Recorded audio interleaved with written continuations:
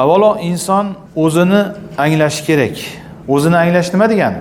O'zini, kimligini, maqsadlarini anglash bu o'zlikni anglash bo'ladi. Xo'p, men deb yozaylik bu yerga.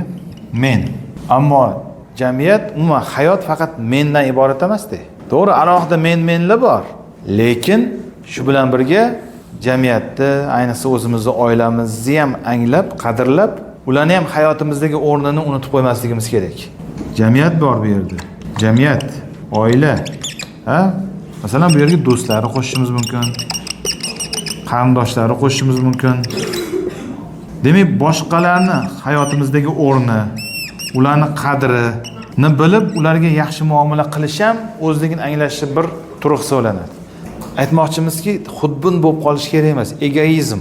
Bu eng chirkin illatlardan biri. O'zbekchasi xudbinlik bo'ladi. Shu so'zni ham tahlil qilaylik. Xud degani self degani. Ya'ni o'zi degani. Bin degani ko'ruvchi degani. O'zini ko'ruvchi. Faqat o'zini. Dur degani uzoq degani. Bin degani ko'ruvchi degani. Uzoqni ko'ruvchi, ha, uzoqni ko'ruvchi. Bu forscha so'z. Fors tili bilan arab tilini bilsangiz, siz o'zbek tilini zo'r bilasiz. Qiziq-a? Xolasak, xolamasak ham tilimizga forscha, arabcha so'zlar kirgan. Bu endi qo'shimcha ma'lumot bo'ldi. Demak, egoizmdan biz saqlanishimiz kerak. Chunki hayotda faqat o'zimiz yashamaymiz.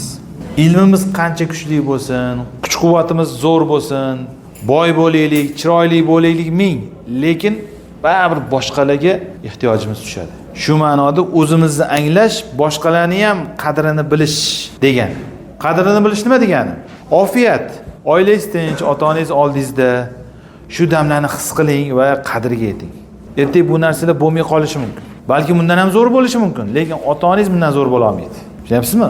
Iqtisodiy holatingiz zo'r bo'lishi mumkin bundan, ammo ota-onangiz bunaqa bo'la olmaydi.